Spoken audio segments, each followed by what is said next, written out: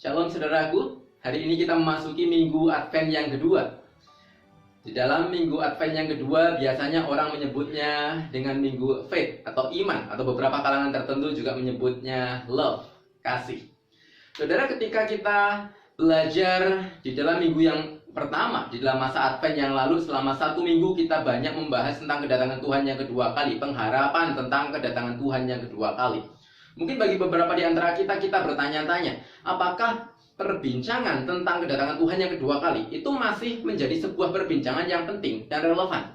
Kenapa? Karena toh isu ini sudah dibahas sejak awal-awal abad pertama. Ketika gereja mula-mula terbentuk, kita sudah mengetahui bahwasanya gereja mula-mula pun juga membahas tentang isu ini.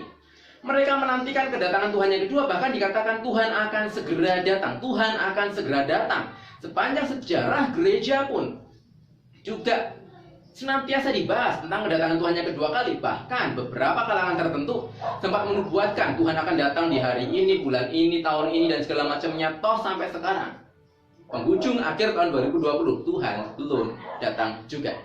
Mungkin bagi beberapa di antara kita bertanya-tanya, apakah memang masih penting dan relevan membahas tentang kedatangan Tuhan yang kedua kalinya?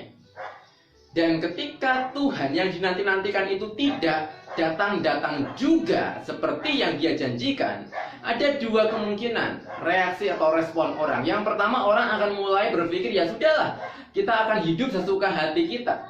Toh Tuhan tidak datang, kita hidup santai, kita hidup enak-enakan, kita hidup menyenangkan keinginan kita sendiri. Kenapa harus memikirkan tentang Tuhan? Toh Tuhan tidak datang-datang juga.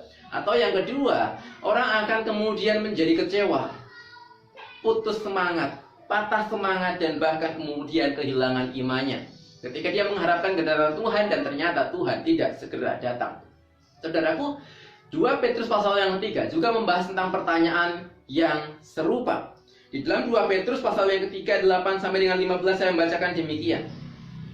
Akan tetapi saudara-saudaraku yang kekasih, yang satu ini tidak boleh kamu lupakan, yaitu bahwa di hadapan Tuhan satu hari sama seperti 1000 tahun, dan 1000 tahun sama seperti satu hari. Tuhan tidak lalai menepati janjinya. Sekalipun ada orang yang menganggapnya sebagai kelalaian, tetapi ia sabar terhadap kamu, karena ia menghendaki supaya jangan ada yang binasa, melainkan supaya semua orang berbalik dan bertobat. Tetapi hari Tuhan akan tiba seperti pencuri. Pada hari itu langit akan lenyap dengan gemuruh yang dahsyat, dan unsur-unsur dunia akan hangus dalam nyala api, dan bumi dan segala yang ada di atasnya akan hilang lenyap. Jadi jika segala sesuatu ini akan hancur secara demikian, betapa suci dan salehnya kamu harus hidup, yaitu kamu yang menantikan dan mempercepat kedatangan hari Tuhan. Pada hari itu langit akan binasa dalam api, dan unsur-unsur dunia akan hancur karena nyalanya. Tetapi sesuai dengan janjinya, Ia menantikan langit yang baru dan bumi yang baru, di mana terdapat kebenaran. Sebab itu saudara-saudaraku yang kekasih, sambil menantikan semuanya ini, kamu harus berusaha supaya kamu kedapatan tak bercacat dan tak bernoda di hadapannya, dalam pendamaian dengan Dia. Anggaplah kesabaran Tuhan kita sebagai kesempatan bagimu untuk beroleh selamat.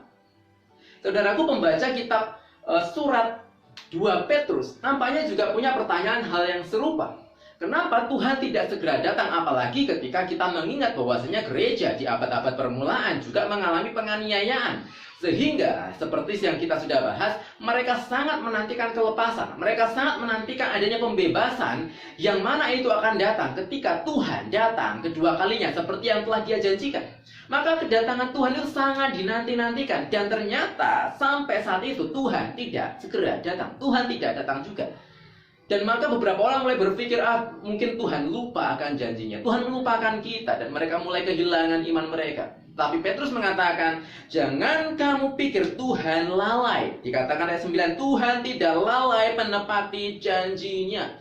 Bahkan ada satu kalimat, ada beberapa kali diulang, bahwasanya ketika Tuhan tidak datang dengan segera, ada sebuah waktu di mana kita menunggu, dan itu disebutkan sebagai sebuah kesempatan. Sebuah kesempatan untuk kita, umat manusia, itu mempergunakan waktu-waktu kita, ayat 11, secara begitu sangat baik, sehingga kita kedapatan suci dan saleh dalam kehidupan kita. Ayat 14 juga dikatakan, kita harus berusaha supaya kedapatan tidak bercacat dan tidak bernoda ketika Tuhan datang kembali.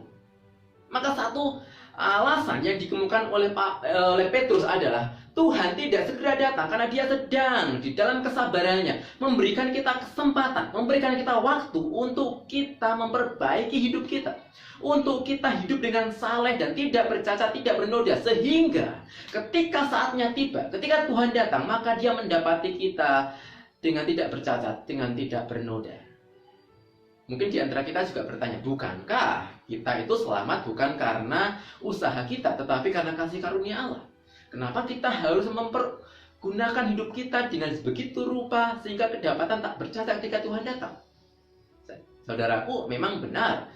Kita diselamatkan, kita diterima Tuhan bukan karena upaya atau apa yang kita lakukan, seberapa baiknya kita. Tetapi ketika Tuhan menerima kita apa adanya, bukan berarti Tuhan akan membiarkan kita apa adanya. Ketika Tuhan menerima kita apa adanya, maka Dia ingin mengubahkan kita sesuai dengan kehendaknya. Di dalam sebuah doktrin dikatakan ada progressive sanctification. Ketika kita disucikan di dalam salib Kristus, maka Tuhan menghendaki hidup kita semakin disucikan.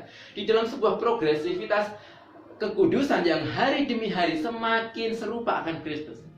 Dan itulah yang dikatakan oleh Petrus, kamu diberikan kesempatan, kamu diberikan waktu untuk terus memperbaiki hidupmu, untuk terus hidup dengan semakin hari, semakin saleh. Bukan justru mempergunakan hidup kita dengan sesuka hati kita.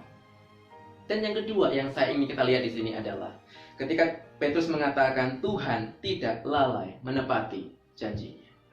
Saudaraku, di dalam sebuah pergumulan kehidupan yang tidak mudah, seringkali kita berpikir apakah Tuhan lupa akan janjinya? Kenapa pertolongan Tuhan tidak segera datang? Kenapa penghiburan Tuhan tidak segera datang? Kenapa Tuhan tidak segera memulihkan kondisi sebagaimana yang telah Dia janjikan? Dan mungkin kita sudah mulai putus asa, kita mulai kehilangan semangat, kita mulai kehilangan iman kita. Tetapi satu hal yang Petrus tekankan, Tuhan tidak lalai menepati janjinya. Dia terus bekerja di balik layar untuk memberikan yang terbaik bagi kita. Ketika kita tidak bisa melihat tangan Tuhan bekerja, maka bukan berarti Tuhan tidak bekerja sama sekali. Ketika kita tidak bisa melihat tangan Tuhan bekerja di atas panggung, maka Tuhan sedang mengerjakan yang terbaik bagi kita di belakang layar. Saudaraku, ketika bicara tentang kedatangan Tuhan yang pertama, ketika Yesus lahir di Bethlehem, bukankah di sana juga ada masa penantian yang begitu sangat panjang? Injil yang pertama, Proto-Evangelium, diberitakan di Kejadian pasal yang ketiga, 15. Dan itu beribu-ribu tahun sebelum Yesus lahir di kota Bethlehem. Apakah orang-orang pada waktu itu tidak menantikan kedatangan Mesias? Mereka menantikan. Kenapa Mesias tidak segera datang? Bukan berarti Tuhan lupa. Bukan berarti Tuhan melalaikan janjinya. Tuhan sedang bekerja mempersiapkan segala sesuatu sehingga ketika harinya tiba, maka yang terbaik itu yang diberikan kepada setiap kita. Maka saya percaya saat ini pun juga demikian.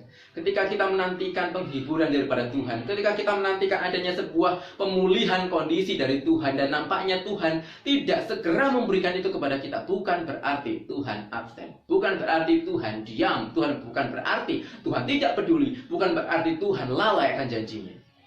Tuhan tetap bekerja di belakang layar. Tuhan memberikan kita waktu, Tuhan memberikan kita kesempatan, dan pada waktunya tiba, pada harinya tiba, yang terbaik itulah yang diberikan kepada kita. Saat yang tepat, ketika semuanya sudah genap, akan begitu sangat indah ketika hal itu diberikan kepada kita. Mari kita terus berpengharapan, mari kita terus memiliki iman yang teguh di dalam hari-hari kita, di dalam masa-masa penantian kita. Ketika Tuhan belum segera datang menjemput kita, maka pergunakan hari-hari ini dengan maksimal. Pergunakan hari-hari ini dengan bijaksana. Mari kita hidup dengan saleh, dengan suci di hadapan Tuhan, dan teruslah berpengharapan, beriman dengan teguh di hadapan Tuhan. Soli Deo Gloria, Tuhan berkati kita.